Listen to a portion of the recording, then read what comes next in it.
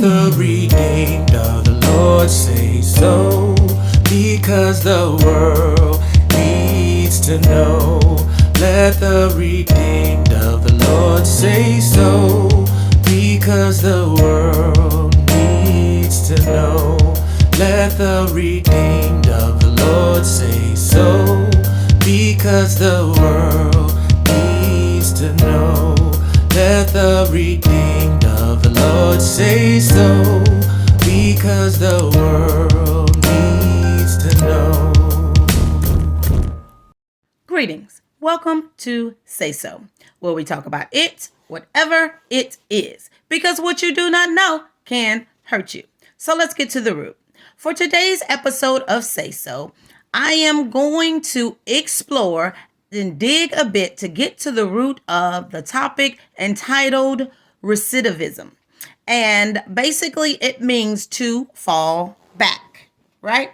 So we're going to go ahead and get into it. And the reason I decided to do research and dig a little further on this topic was specifically because of a previous episode entitled Surviving in the System with my very special guest, Victoria. And I call her Vicky Davis. And we talked a little bit about recidivism. And I wanted to dig and see exactly what that term, encompasses, what it means, where it came from, what are some of the root words, and just dig a little bit into that topic. The information that I found, although we utilized it to refer to the system like the government system or the Department of Social Services system specifically, the Child and Family Division, but it most of the information I found talked about recidivism as it pertains to returning back to jail or prison and things of that nature. But I'm going to tailor it as much as possible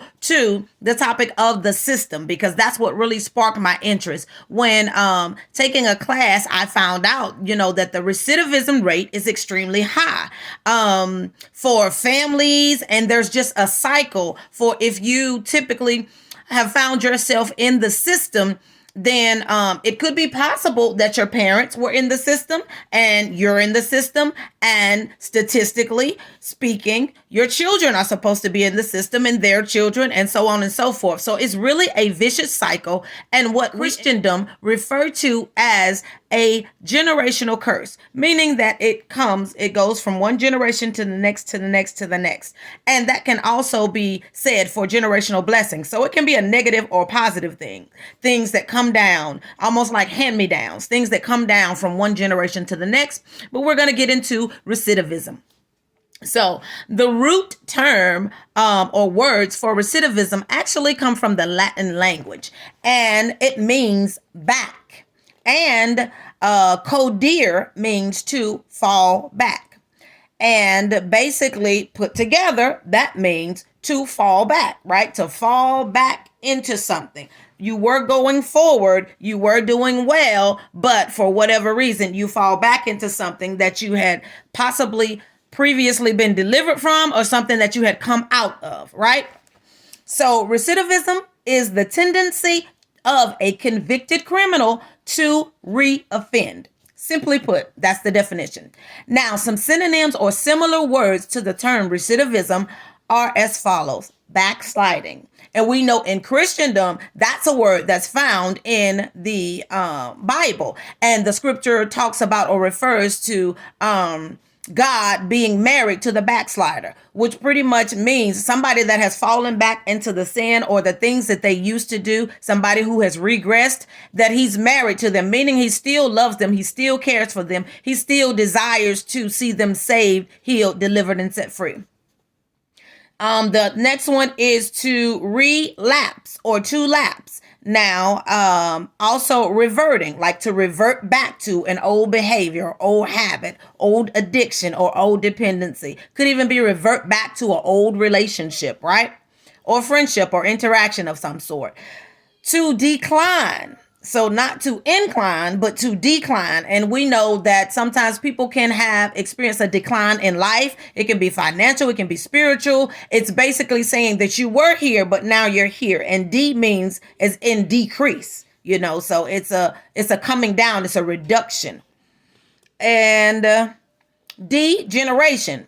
So things that degenerate, are getting older, they're aging, and things of that nature. We're talking about it also is descent, not ascend, which means increase or upward. Descend means down, like going down, sliding down, falling down, right? Deteriorating. Something that's deteriorating is finding itself in a worsened state than it previously was. And devolution, or basically de-evolution. Anything evolving is going forward, is growing, is changing, but anything devolving is the opposite. It's declining, it's deteriorating, it's in a worse state, it's getting, worse. Going from bad to worse, so to speak. To drop, to fall. Recession, and we find ourselves in a recession in society where things that used to have a greater value now don't have that same value. Money or the price of things going up and things of that nature. That's meaning that the amount of funds that you have don't go or stretch as far as they used to because of a recession. And regression, excuse me. So that just means to regress. And sometimes this happens when individuals have experienced trauma. It could be sexual abuse, and now the female or male don't want to bathe, or don't want to take a shower, or they don't want to smell nice or get clean. And it could be several things, but just some examples could be that maybe the molestation or the fondling or the inappropriate talk or whatever they're being exposed to that is usually not age appropriate could have happened at bath time. Because when you think of bath time, you're in your birthday suit. You don't have on clothes, or at some point you have to take off your clothes in order to bathe your body. So that could be what that is. Or it could be they don't want to do anything to attract or to cause the pedophile or the individual that's abusing them, making them feel uncomfortable, touching them, or what have you. They want to repel that person instead of attract that person to them. So in doing, something could have happened during the act or something where they said their hair smells good, or you smell nice, you smell sweet, or something like that. So the child could take that to mean, well, if I don't smell sweet, if my hair isn't clean or doesn't smell good or look good, then they may not want to do these things to me. So that's just an example of regression. A real life example, right? So now the full meaning of recidivism is a person's relapse into criminal behavior, often after a person receives sanction or undergoes intervention for a previous crime. So you could have received probation for a crime, and you go back and you do it again, or do another crime again, or another crime. You could have been in jail for a crime, and then you go back to jail for the same crime or another crime. Either way, you just returned to where you had come from.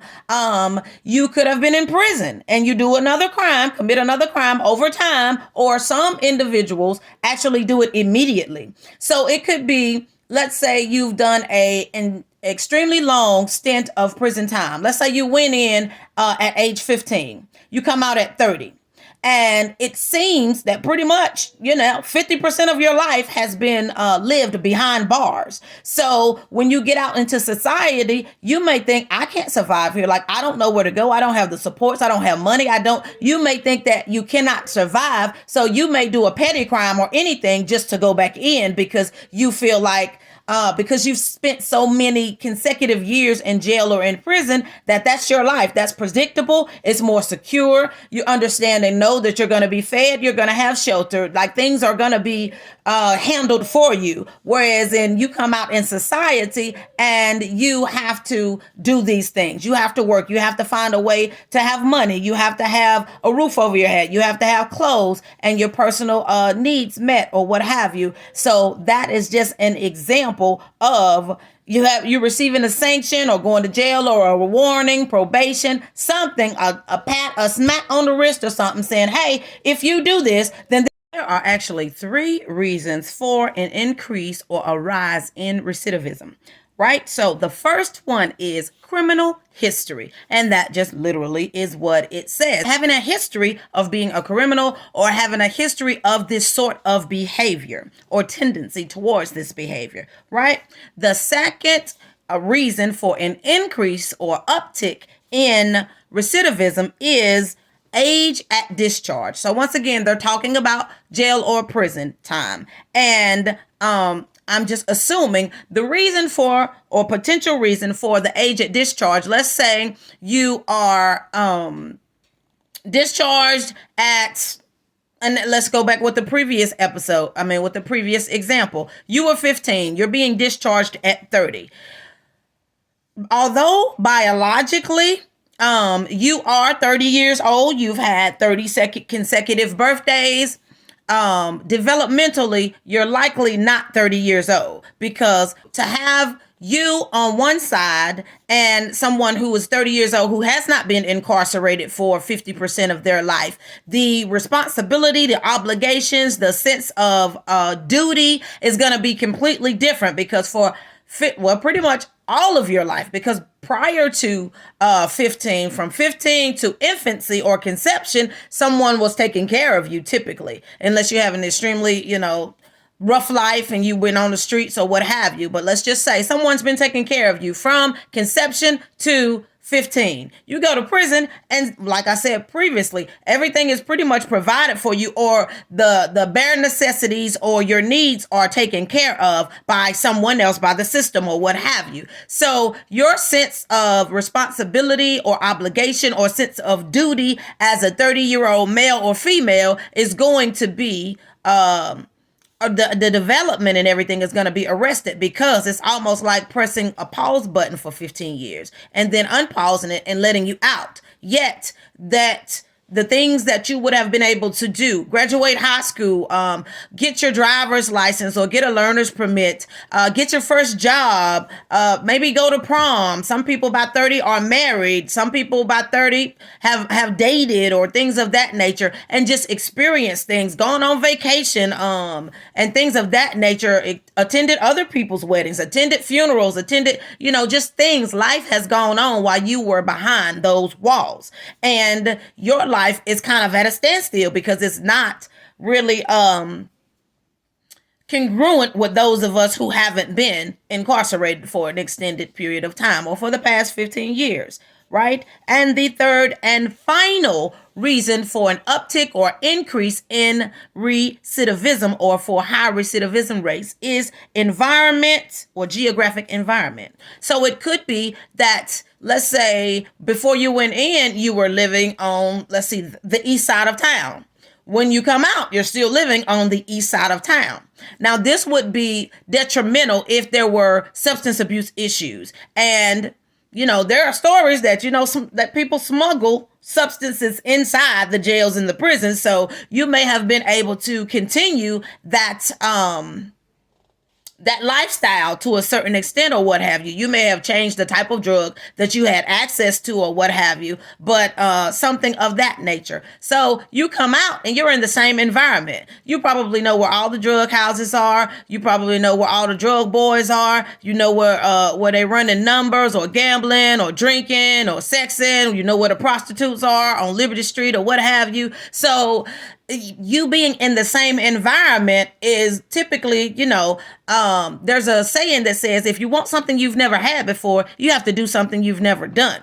And a lot of times when you're placed in the same exact environment, you pretty much regress and do the same things and relapse into substances or what have you. You may get back into a previous relationship that you weren't in before, or that you were in before that had ended or dissolved for some reason. So that just increases the opportunities and the possibility of recidivism. Once again, getting back in that cycle that you were in pre-incarceration or what have you. Now, there are two types of recidivism. Number one is rearrest, which we've talked about extensively or pretty much this whole time. Now, the second one is returning to prison for a release or violation. So the supervision is revoked. Let's say you have a parole officer and you have to take drug tests, and they can do pop-up visits and see what you're doing and where you are. You have to tell them and check in. You have to be in at a certain at a certain hour of the day or whatever, or what have you. If you're working a job, you have to check in with them to say, hey, I arrived at work or whatever, or I'm working this kind of shift, or I should be off at this time, whatever. They can come see you pretty much anywhere, because you have to tell them, where you are, where you're going to be, let them know what your schedule or your agenda is ahead of time, right? Now, the next question you might be asking is, why is recidivism a problem? That's a logical question to ask, right? And it's because there's a reduced mental health associated with this. When you find yourself in cycle after cycle after cycle, going in the same direction, and things of that nature, it begins to weigh on your mind. Like, what is life really about? Why am I here? Some people become suicidal. Some people are filled with anxiety because they're like, I've been here before. Like, this is happening again. Like, nothing has changed. Everything seems to stay the same. Nothing is getting better, whatever, what have you. Some people can become paranoid and things of that nature. And there is a whole conglomerate of diagnoses and things of that can play into the situation as it pertains to recidivism, when things continue to be the same over and over and over and over. It's almost like repeat trauma. And we know that trauma changes your mind or your brain, the way it functions. When certain stimuli is introduced to you, it's almost like burns or sears this thought or this fear or this phobia or this reaction, or even your body will automatically just react in a way. It may be shock, or it may be to run, it may be to become scared, it may be to jump, whatever, or what have you. So that's just once again examples, repeated trauma. And there are 4 ways to reduce recidivism, which is what we want to do, right? We don't want to stay in the same cycle of going around the same mountain, the same mulberry bush, or what have you.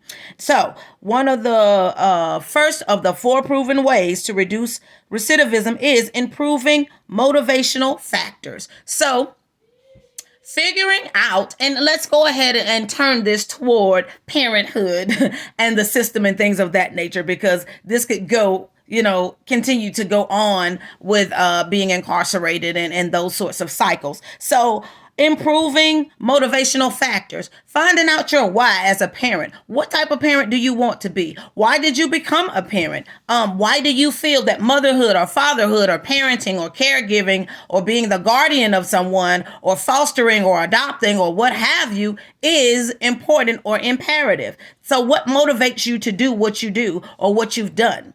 And what will motivate you not to do what you have previously done? Because when we're talking about recidivism, there's a cycle. Something negative, wrong, bad, adversely impactful has already happened. So we're attempting to keep you from doing it again, or reduce the risks of you or the occurrence of you doing it again, right?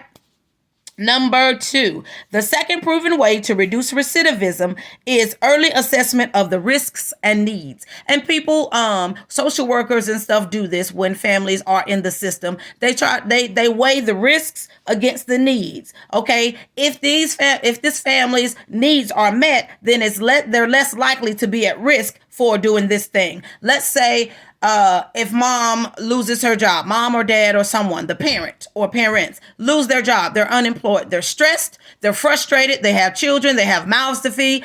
Children are going to be hungry. Children are going to ask for things. Children are going to want things. And let's say they don't have the means to provide those things. So with these needs going unmet, the bills are piling up. The laundry is piling up because they may or may not have their own washer and dryer or ability to do their own laundry. You need money. You have to usually pay for the detergent and the dryer sheets and all of that stuff. You also have to pay for to wash or dry your clothes and things of that nature. So if there is no income or no money coming employment or not enough to continue to sustain the life that they've had prior when they did have gainful employment, then that's another stressor. Children want to eat, or everybody needs to eat. Let's say, and you don't have the food or the supply for everyone to eat. So you may be opting to not eat because your children need to eat or whatever, or what have you. And that's just stress and strain on your body. You could have a health condition where you need to eat because you need to take your medication or what have you. So once again, it's not only weighing on your mental health, it can also begin to wane or weigh on your physical health. It definitely is waning or influencing, directly impacting or influencing your financial health. It can influence your emotional health. So now you're on an emotional roller coaster because you're stressed and you don't have to take care of your children and your household. And God forbid, let's say they get out on a break. So let's say prior they were in school at least for breakfast and lunch meals, and then in the evening, you would be responsible for dinner, 5 out of 7 days a week, Monday through Friday, right? Now let them get on a break and be out for a whole 7 to 14 days or longer. Now you are faced with this stressor every day. There are no snacks. There's barely breakfast, if any. There's barely lunch, if any. There's barely any food, period. So that's how things can relapse. If you have a criminal history or what have you, and you're like, look, I gotta get mine the fast way. I gotta make something happen because we're not gonna starve, or I'm not gonna see my children not eating or without or with their needs going unmet, right? So that's another one. And that's because you have a history of it. So you're familiar with it. So once again, you probably know all the hot spots and the places to get what you need or to do what you need to do to flip this or whatever, what have you. So number 3, proven proven way to reduce recidivism. Early assessment. Oh, we said that. Sorry. Number 3. That was number 2. Number 3 is incorporating education into, it says incarceration, but like I said, we're spinning this to parenthood in the system and things of that nature. So incorporating education. And one issue or concern that I see is that typically before parents have to go into parenting classes and kind of be retaught and re-educated on how to parent, they have to have already kind of messed up in that area. So you've potentially abused somebody or neglected someone or not taken care of their needs the way that they needed and deserved for their needs to be taken care of. And so because in order to be in the system, abuse, neglect, or something has to be substantiated. That means it has to be proof. It's not just that this neighbor called and said, hey, she doing this to these kids or whatever. There's no proof or no evidence. No, there's an investigation. It has been substantiated. This remains the fact. This is actually true. So then you find yourself in the system. So that's one thing that I would like to see changed, because why is it that you have to offend in order to learn how not to offend? Now it makes sense, I guess better late than never, but still, if we could implement something where I don't know, younger children, especially with, they're saying recidivism is from generation to generation. If you know that this family is already at risk and you know that they may not have the tool, that they likely don't have the tools to care for their children without assistance, without help, without support, it could be consistent and ongoing that they need, because every family's needs is different. But to put something, insert something, teach them as a child different things that are needed and necessary that can be carried over into parenthood. Because if and when you don't, they return to the cycle because they parent the way that they were parented. And for the most part, or typically, and there may be some things that you're like, hey, I'm not doing this to my child or my children, so that's a no for me. We're going to strike that from the record. That's not going to be an issue or what have you. But a lot of times when you've grown up in dysfunction in certain environments and atmospheres, you don't know what functionality is because you didn't grow up in it, right? So it's foreign to you. You think everybody steals, everybody smokes, everybody curses, everybody's having sex, everybody's out here clubbing, dropping it like it's hot or what have you. And that's just not the reality or the totality of the matter. But that's all you know. Everybody next door and down the street and in my neighborhood are doing it. So, sometimes you begin to, your worldview begins to be shaped by your community view or what you see around you, which is a very small portion of society, The fourth and last of the proven ways to reduce recidivism, specifically in parenting and in families and in generations, is improving substance abuse treatment. And the reason that is of course, means return. It means relapse. It means, to do something again. So if there is a substance abuse issue, then, and like I said, we don't have money, we don't have food, our children are here 24/7 or what have you. And if other coping skills have not been implemented, more healthy ones, then they're going to fall back. Like I said, to fall back, that's what recidivism means. They're going to fall back into their old ways of doing things, their old methodologies, their old methods of getting money quick, fast, and in a hurry or what have you, because that's what they know. That's what's common. That's what has worked in the past. It's been tried and true. So, hey, desperate time calls for desperate measures. That's what the saying is and how it goes. So if you improve substance abuse treatment, and then you likely can decrease or even eliminate the possibility of going to substances to medicate, to cope, to take the edge off, so to speak. Now, we're gonna talk about what reduces other things that reduce the recidivism rate. And they hold the idea that even very basic education can help. And once again, this is the parenting classes. And like I said, maybe let's look at implementing something before somebody offends or does it the wrong way, to teach them how to do it the right way from the beginning, so that we can start with a stronger, firmer foundation for them and their future generations to build upon. So in addition to basic education, adult literacy. So this is one example of basic education, adult literacy. Because imagine being in this world and you can't read. I mean, in order to drive, you have to be able to read the stop signs and the yield and all of that. And I understand with literacy, you can know some words or the main words or the most commonly used words and not necessarily be fluent in reading and understanding or what have you. So that's frustrating. How are you going to fill out a job application if you can't read what it says? If you don't know the terminology, if you don't know the meaning of the terminology, then you might be able to successfully try to gauge or try to guess what they're asking. But what if you put it in the wrong place? Like, what if they're not asking about your age and your address, but you know that has to be a part of the application because they have to be able to contact you or what have you. So you're putting all the right information, but yet you're putting it in the wrong place. So that likely for an employer be like, okay, we're going to put this in a receptacle because this is not, they're not even able to appropriately fill out and properly fill out an application. So we're not going to even try that one. So also allowing inmates, they're saying inmates, to finish high school diplomas, but I would say parents, because once again, how will you support your family if you're not even eligible for the most minute job, the most minute paying job, without having a high school diploma? And some people have been successful with lying on their application because they don't really check that stuff. But still, if they were to, now you're unemployed. You've been used to getting money and things of that nature. Yet, if they do for whatever reason, were on a random check or what have you, now you're unemployed because you lied on your application. It don't matter how long you've been working here.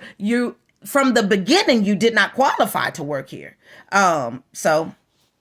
Learn a trade or technical skills. And this is basically, once again, still under the umbrella of education. If you don't know how to do anything but sell drugs, then when you get out, and let's just say, like I said, you just served a 15-year stint for drug possession, paraphernalia, whatever you had, how ounces, kilos, whatever you had on you. They raided your home, busted in there, and that's what they found. So now, but that's all you've been doing. So that's all you know how to do. Yet those skills are business skills. So if turned and directed and channeled in the right direction, you could be the CEO of a company or something. You know how to find customers. You know how to produce a product. You know how to market that product. You know how to price the product. You know how to count. You know how to, you know what I'm saying, make change and all of this stuff. You know, you have some level of customer service skills. So, you know, those things can be used. They can be flipped and they can be built upon, because we all have strengths and areas in which we are strong. And even those areas that are not so good or not so positive, we can turn those things or spin them in the opposite direction and, you know, and turn it out for a good, have a good outcome or a positive outcome.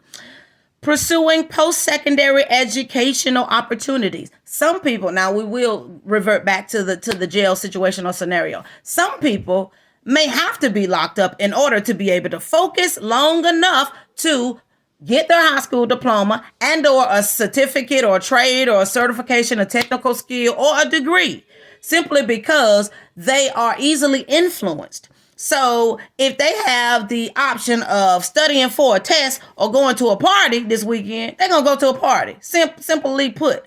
But if you put the right individual in the right situation or circumstance and have the right boundaries and standards or what have you for them, and rules, regulations, and guidelines, then they may likely be more successful, because they don't have the outside influence of, oh, my cousin or my mama coming to knock on the door, or they calling me or they texting me or they want me to do this, they want me to do that. They can really focus on what's important to them.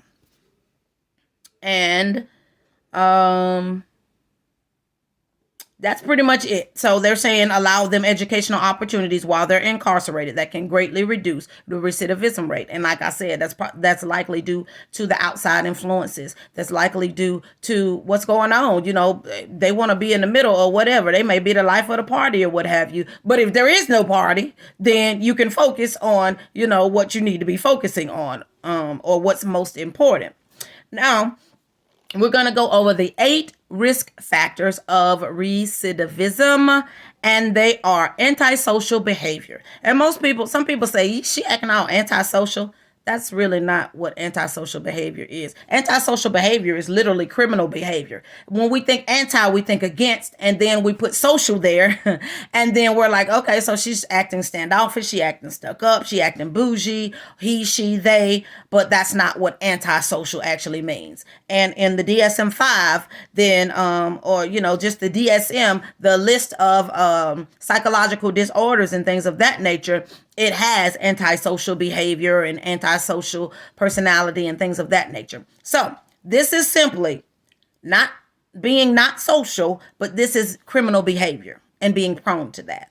The second one is antisocial personality. Once again, this is not being standoffish or stuck up or not wanting to fellowship with folk. This is a criminal personality. Like, your personality is just that way. You're manipulative, you're sneaky, you're a liar, you cheat, you steal. You're just, you know, not necessarily the best person.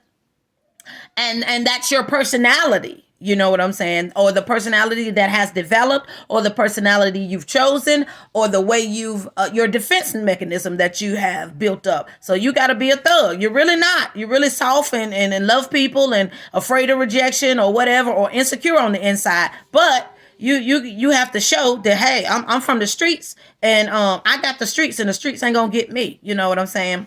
So that's number 2. Number 3, criminal thinking. There's a mindset that comes along with being a criminal, because you have to have succumbed to the lies that I can't get, I won't have, I never will, and things of that nature, like negative self-talk. Because why would you rob somebody with money if you knew that you had the potential to go out and get money? You know, and this thinking put me in the mindset of the scripture that says, as a man thinketh in his heart, so is he. So if you think, I can't do without this, or I have to use this substance, or I have to do this in order to get pumped enough to do this, or in order to go to work, or in order to pass this test, I got to smoke some weed in the hallway before I go into this exam, because otherwise I can't focus or concentrate and I won't be able to pass, or what have you. So it's just a mindset. And that's the reason why the word of God says for us to renew our mind every day.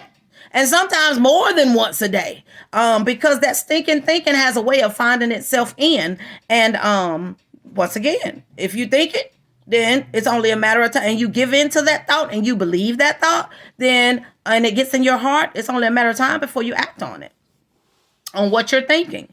And number 4, criminal associates. So once again, your environment. If you know where to get it from, who's slicing it, who cutting it, who growing it in their backyard or whatever, or growing it under the heat lamp and all of this stuff, who cooking it up on the stove or what have you, you already, these are the people you associate with. So the saying goes, association brings on assimilation. So somebody's gonna pull somebody. And you are likely to find yourself, once again, falling back into what you had previously come out of, or had previously stopped or ceased or paused for a certain amount of time, simply because of who you choose to hang around. There's another saying that said, birds of a feather flock together. And if you are no longer interested in doing what you've done, then you need to no longer hang around the certain group or people or have the same associates. And as it pertains to parenting, because once again, I keep getting twisted up. Parenting, same thing. Like your associates. If you associate with people that's cussing their kids out and slapping them and just abusive and just, leaving them in the apartment by themselves, letting their kids run out the house with a dirty pull-up that's sagging in between their legs, and they don't have on socks, they don't have on clothes and all of this stuff. If that is your environment and that is who you associate with, it begins to desensitize you to what is normal versus abnormal, what is healthy versus unhealthy, what is functional versus dysfunctional. Because it's almost like I use this analogy all the time. A fish swimming in polluted water, at some point, the outside is gonna come in. Because even if you're a saltwater fish, and your decision, or the decision you have to make, am I gonna die or am I gonna adapt? And sometimes in these environments, when you choose to associate with a certain type of people or a certain group of people, then that's what happens. You begin to assimilate, because in order to be accepted, many times you have to kind of do what they do, or act like you do what they do, or talk like you do what they do in order to fit in, right? And eventually you'll find yourself doing what they do, even if you were acting, or even if you actually weren't interested in the beginning. It's a slow process. That's that assimilation. Association brings on assimilation. Now, number 5, dysfunctional family. And this, is a red flag, and this is a staple, I would say, a contributing factor when we're talking about parenting. If you, like I said, most people parent the way that they were parented on some level, and it's because you have no other point of reference. This is what you were taught, and you don't have to, your parents are your first teachers. So they don't have to sit you down in front of a whiteboard like a teacher would and say, okay, this is how you do this. This is how you do that. If you want to do this, then first you have to do this. No, all they have to do is model it in front of you, and they've taught you how to do it. All they have to do is roll up something in front of you, and they've taught you how to do it. All they have to do is sip an alcoholic beverage or be drinking or what have you, and they've taught you how to do it. Even if, let's say, you try to grab their cup because you think it's something to drink, like apple juice or something, of some kind of fruit juice or something, because it's bubbly, or you think it's a soda, and you try to drink from their cup or what have you, and they stop you like, whoa, or whatever, and it's all a big deal. So you've taught them, that it's okay to smoke, it's okay to drink, it's okay to listen to this type of music, it's okay to do these things behind closed doors because mommy and daddy did them. So we're our children's first teacher, and you might want to ask yourself, what am I teaching my children? Or what have I taught my children? Sometimes as parents, we find ourselves pre-Christendom or pre-salvation, where we were mixed up in a certain lifestyle, and our child or children may have grown up with that lifestyle for the majority of their life. Now we get saved and sanctified, Holy Ghost filled, fire baptized and all that, and married and settled down and getting older or more seasoned, should I say. Yet our child, what we taught them is still there because we taught it to them, and we can teach them a different way, a more excellent way, now that we've come into the knowledge of the truth. Yet it depends on the child as to what they're going to allow to stick. And God gives us free will, so they have a choice to make at that point to choose the mama that I know now or the mama that I knew back then, or a combination, for what they choose to do with their lives and their lifestyles. Number 6, employment / education. Now, once again, Employment is critical and necessary in order to sustain the standard of living you have had, in order to pay for things and be able to meet needs and even some wants and luxuries for you and your children and things of that nature. So without that, you're at risk. These are, the risk factors if you're unemployed or you're underpaid. So even though you work 40 hours or 60 or 80 hours or what have you, the hourly rate is so low that you still are barely making ends meet, or that you have to work all of these hours in order to just have enough or barely enough. And while you're working, somebody else is caring for your children. So although you may be doing what is needed and necessary to care for your children, they may come up with the short end of the stick because somebody else is always caring for them while you're at work doing what you do. And the person caring for them may not be the best person or whatever, or best people or best environment for them to be in. So education, and we already talked about that, so I won't continue to delve into that any further. And number 7 is recreation and leisure. So what do you do for recreation? What do you do for leisure? Is it productive or positive? They say people have a recreational drug habit, or they're dependent on, a recreational drug dependency or addiction. So that's not a good thing. And, we kind of just talked about some of the adverse effects of teaching simply by demonstrating. You lead by example. You can say, don't smoke cigarettes. Cigarettes are bad for you. But if they see you puffing, because the saying, don't do as I do as I say, action speaks louder than words. Because if you really believe that cigarettes are bad, then why are you smoking them? Why do you have them around? Why are you bumming cigarettes from Lottie Dottie and everybody when you don't have no money for that habit? Whatever. Okay, I won't get on that soapbox. And number 8, the final one, is the final of the 8 risk factors for recidivism is substance abuse. Once again, all of this is recycle. It's returning. It's relapsing. So substance abuse is going to be a major part, and we also talked about that as well. So I won't continue in that vein. But it's just important for us to make an effect. Real change, and to get out of the rat race and the cycle of doing the same thing over and over and over from generation to generation, and honestly setting our children and their children up and their children's children up for failure in some areas, or for a just uphill battle because we didn't destroy, we didn't stop, we didn't make different decisions or better quality decisions so that they will have a point of reference. Like I said, you're teaching them by doing it in front of them, so that we will be teaching them the right things. We will be demonstrating and modeling for them a healthy life and a healthy way of living. So as it pertains to recidivism and family, another reason I think people find themselves in that cycle or their generational curse is because of a stronghold in their mind. Now, a stronghold is a fortified, strong structure. So it's like a defense. It's like a military defense, right? So it's something that you get in your mind that apparently is hard to get out because it's fortified. It's durable. It's impermeable almost. But there's scripture that talks about that we are to pull down. We are to pull down every stronghold. It talks about casting down imaginations and every high thing that exalteth itself against the knowledge of God, and bringing into captivity every thought to the obedience of Jesus Christ. So we have to know and note, like I said previously, that's why we are to renew our minds daily.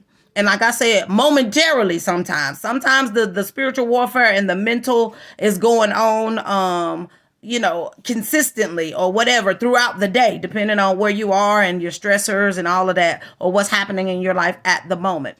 But it's important to know and to know that. And there's also scripture that talks about God being our stronghold and being our refuge. And our refuge is a place of safety. So it's important to know the stronghold isn't necessarily a bad thing. You have something positive like your heavenly Father being your stronghold, being your fortified place, being your military backing or whatever, or reinforcement. Then that's a positive thing as it pertains to stronghold.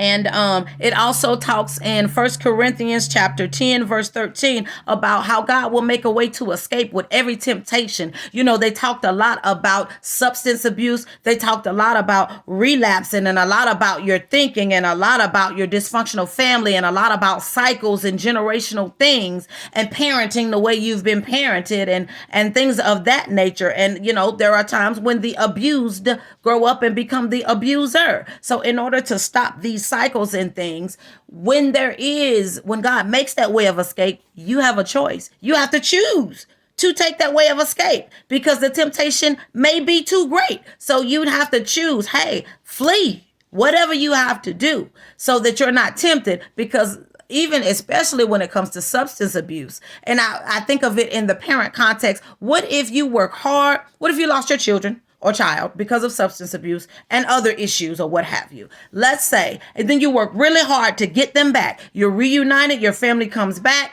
and then something happens, something triggers. It could be that unemployment or something, or lack of education, not able to make enough money to support 4, 5, 6, 7, 8, 9 children, however many children you have, or what have you, and then you relapse.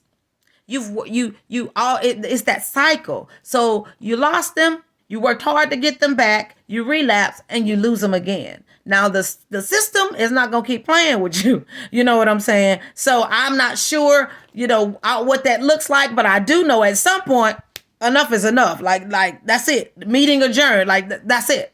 And the gavel is going to come down, and the judgment will not be in your favor, because the children need us to be stable. They need us to be constant. They need us to be consistent. They need us to be responsible. They need us to create boundaries and regulations and rules, because without those things, they just running wild. And it seems like nobody cares, because I can do what I want. I can stay out to 12 or 2 or whatever. Yeah, the other kids in high school, they have to go to bed, or they at home eating with their families, or doing homework, or whatever, watching TV as a family or whatever. And you out here at 2 a.m. And you like, where's my family? Why my mama don't care? What am I gonna eat? Where's she at? Where he at? What's going on? Or what have you. So those are just examples. And like I said, I just really wanted to dig and kind of get to the root of what recidivism is. What are the risk factors? Well, how can we reduce this thing? How can we destroy it, honestly? Because no child deserves to come into this world and already have the odds stacked against them. Everybody deserves a chance to live and be free. But in the light of these strongholds and these generational curses and these sins of the family, of the ancestors, the mother, the father, whomever, grandparents, great grands, and whoever, it kind of, it allows for the enemy to have a legal right. And if you didn't destroy it, then it continues. Even in the natural, if there is a building up and there's, a dilapidated, deteriorated building or whatever, what have you, if nobody comes in with a wrecking ball and pummels or levels that thing, then it's still there. Whether it's an eyesore, or whether people are using it the homeless are sleeping in it, or people are using it to rape somebody and throw bodies in it, or sell drugs out of it, or whatever, or assault somebody, whatever, things of that nature. But until we deal with these things, the cycle, the saga, the pattern will continue. And just know and note that we have the power, we have the authority that Abba, God, has given us to pull down these strongholds, to cast down these imaginations and these thoughts, to renew our mind. God is able to create in us a clean heart and renew the right spirit within us. He is able to make a way of escape with every temptation that comes our way. So just be encouraged. And like I said, this was something that I was passionate about, something that I wanted to learn more about, because I would prefer, if I have it my way, which I don't always, but to be proactive as opposed to reactive. Now, there are times when you didn't see it coming, you did not know, it caught you off guard, then you have no choice but to react, because it blindsided you. It happened suddenly. It was a crisis. It was something that you did not see. But I feel like if the recidivism rate is increased, and we understand and know that individuals who have been in the system are at a higher rate of reoffending or doing the same thing to their children and all of that. And then there has to be something that we can do. So I'm just, my prayers are in that area and in that vein, and I hope and pray that you will join me in prayer for that, so that our children can have a brighter future and a brighter, firmer foundation, and things of that nature. So a clean, sterile start. So I want you to remember that God and only God has the final say so about where you are now, where you have been, and where you are going. You are simply in the process of becoming who and what God created, ordained, destined, purposed you to be for His glory. Until next time, miracles and blessings today and every day.